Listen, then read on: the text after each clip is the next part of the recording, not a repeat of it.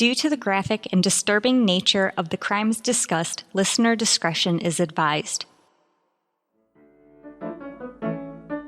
Retrostatic Radio presents Killing 15 Minutes. Hello and welcome to Killing 15 Minutes, where you get your true crime fix in 15 minutes or less, or your podcast is free. I'm your writer, Sam Rossi, and shortly I'll be handing over a rough draft of a script to my brother, AJ, who hasn't read it, who's most likely has no idea what we're talking about. This should be fun. Good luck, bro. Thank you, Sam. On the night of February 21st, 1994, Vickie DeBliuex, 37, was dropped off by a friend near Chattanooga, Tennessee. She began hitchhiking to her mother's house in West Monroe, Louisiana, somewhere between 500 to 600 miles away from each other. In Jefferson County, Alabama, Vickie was picked up by four youths. She was about 140 miles into her trip. The four young men had been drinking and using drugs. The youths were 19-year-old Carrie Grayson, 17-year-olds Trace Duncan and Kenneth Loggins, No relation, and 16-year-old Louis Mangione. While en route to Louisiana, they deviated to a wooded area, stating that they needed to switch vehicles. Pro tip, if they say they need to switch vehicles with you as a passenger, don't. Pro tip, never go to a secondary location. That's also very fair. After reaching the forest, the four started drinking, throwing beer bottles at Vickie. She tried to run, the boys caught her quickly, and knocked her to the ground. The assault started with kicking, then crushing her throat. She died, choking on blood in the early mornings of the 22nd. The boys put her body with her luggage into the bed of the pickup truck. They then drove to Bald Rock Mountain. There they took her ring, dug through her luggage before abusing her body. They then threw her body off a cliff. Is this the one where the body wasn't found for like 30 some odd years? No. Okay, because there was one I was just watching where it was a hitchhiker, or not a hitchhiker, but a hiker and his son that found the body. No, that's not what happened here. I'm sorry. I realize that could be many, many cases. Anyways, the four drove to Pell City. They cleaned off the bloodstains and got rid of her luggage in the woods. The four then drove to Birmingham to drop Mangione home. The remaining three boys returned to Bald Rock Mountain. This is where the trio mutilated the body. 180 stab and cut wounds, and removal of the fingers. The trio drove back to Birmingham and slept in the truck.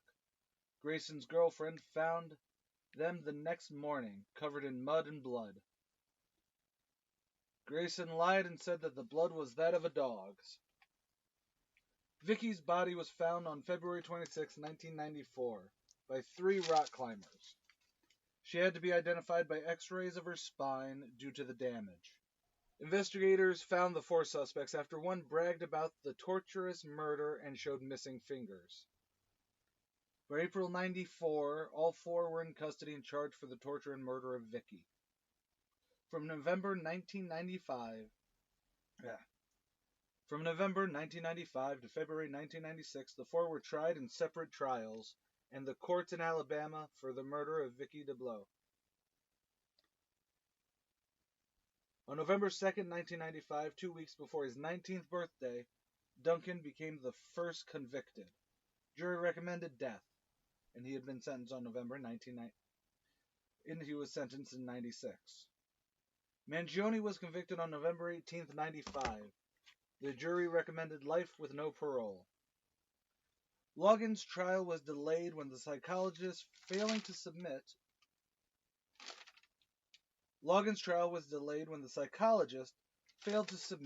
a report on time to determine Loggins' mental state at the time.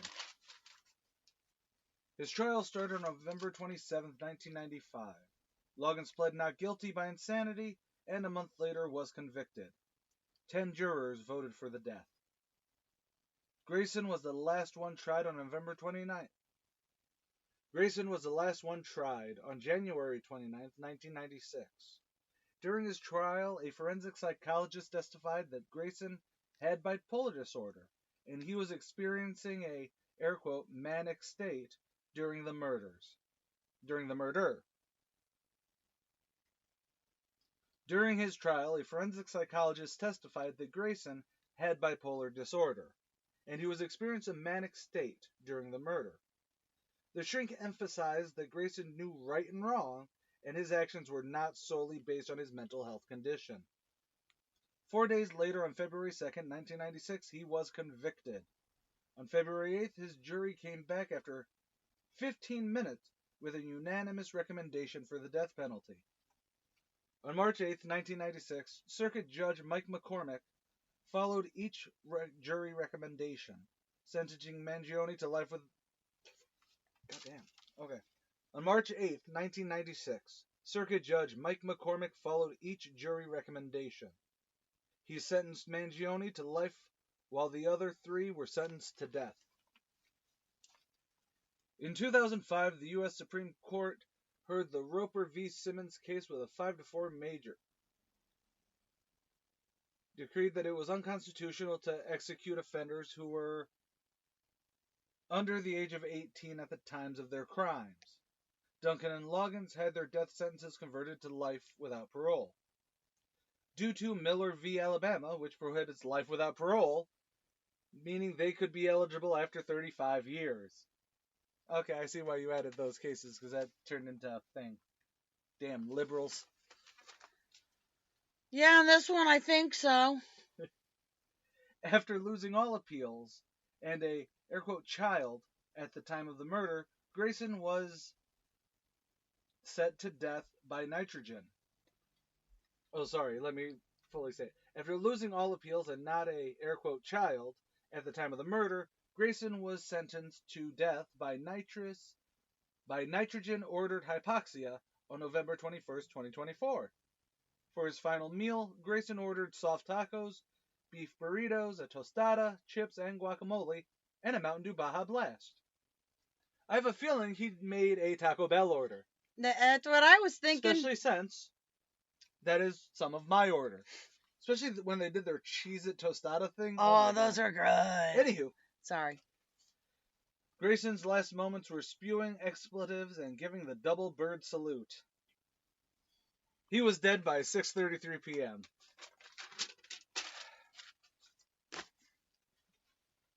Why'd we do this one?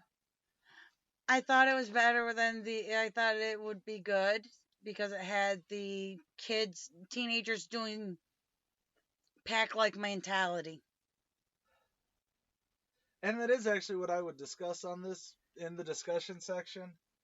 Because ultimately teenagers in a group are fucking terrible. Oh my god, and they're so fucking stupid. But the thing is and I remember being a teenager, and I have to say, we were so fucking stupid. But here's the thing. This is also the extreme case of it.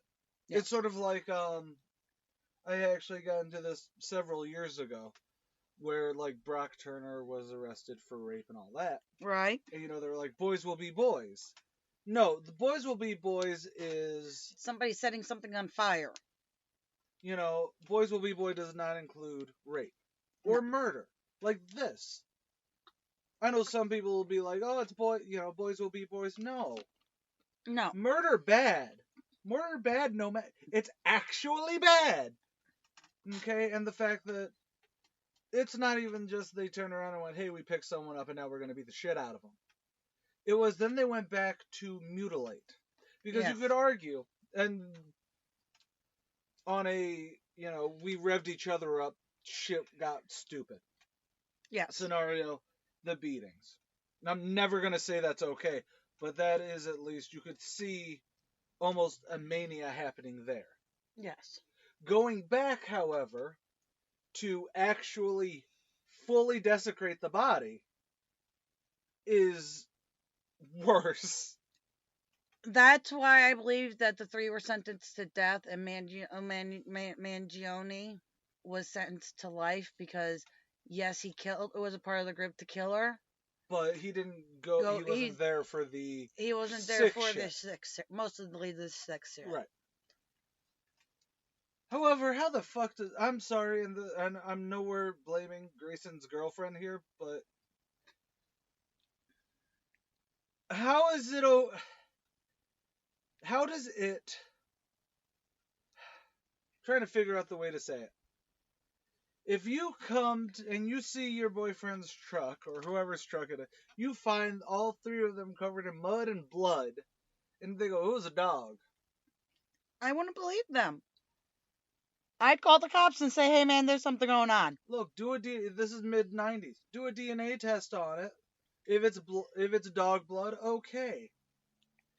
However, Yep, unless they chopped the dog up, I know. for the most part, even accidentally hitting a dog will not cause everyone to be covered in blood. True story. Got anything else? No. Okay, I Okay. have nothing. Okay. I'm Sam Rossi. I'm AJ Carey. Later, y'all. Did we keep that one under 15? Killing 15 Minutes is hosted by Arthur Carey, with scripts written and researched by Sam Rossi. If you like this episode or want to stay updated on this series, consider following Killing 15 Minutes on Patreon or Retrostatic Radio on all major social media platforms. Good night and God bless. You're watching Retrostatic Radio.